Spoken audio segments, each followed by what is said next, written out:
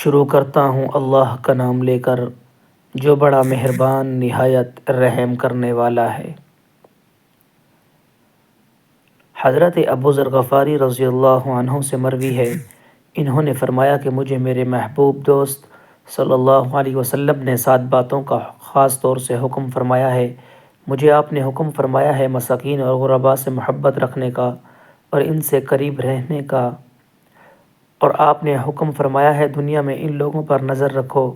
جو مجھ سے نچلے درجے کے ہیں، یعنی جن کے پاس دنیوی زندگی کا سامان مجھ سے بھی کم ہے، اور ان پر نظر نہ کرو جو مجھ سے اوپر کے درجے کے ہیں، یعنی جن کو دنیوی زندگی کا سامان مجھ سے زیادہ دیا گیا ہے۔ اور بعض دوسری احادیث میں ہے کہ ایسا کرنے سے بندے میں صبر و شکر کی صفت پیدا ہوتی ہے، اور یہ ظاہر بھی ہے۔ آگے حضرت ابو ذر فرماتے ہیں کہ اور مجھے آپ نے حکم دیا ہے کہ میں اپنے اہل قرابت کے ساتھ صلہ رحمی کروں اور قریبتی رشتہ داروں کو جوڑوں، یعنی ان کے ساتھ وہ معاملہ اور سلوک کرتا رہوں جو اپنے عزیز قریبوں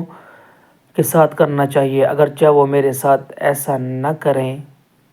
اور آپ نے مجھے حکم دیا کہ میں کسی آدمی سے کوئی چیز نہ مانگوں، یعنی اپنی ہر حاجت کے لیے اللہ ہی کے سامنے ہاتھ پھیلاؤں اور اس کے سوا کسی کے در کا سائل نہ بنوں۔ اور آپ نے مجھے حکم فرمایا کہ میں ہر موقع پر حق بات کہوں، اگرچہ وہ لوگوں کے لیے کڑوی ہو اور ان کی خواہشات اور اغراض کے خلاف ہونے کی وجہ سے انہیں بری لگے۔ اور آپ نے مجھے حکم فرمایا کہ میں اللہ کے راستے میں کسی ملامت کرنے والے کی ملامت سے نہ ڈروں، یعنی دنیا والے اگرچہ مجھے برا کہیں لیکن میں وہی کہوں اور وہی کروں جو اللہ کا حکم ہو اور جس سے اللہ راضی ہوں، اور کسی کے برا بھلا کہنے کے متعلق پرواہ نہ کروں۔ اور آپ نے مجھے حکم فرمایا کہ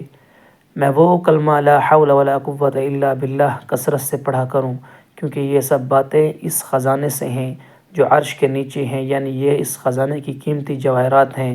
جو عرش الہی کے نیچے ہیں،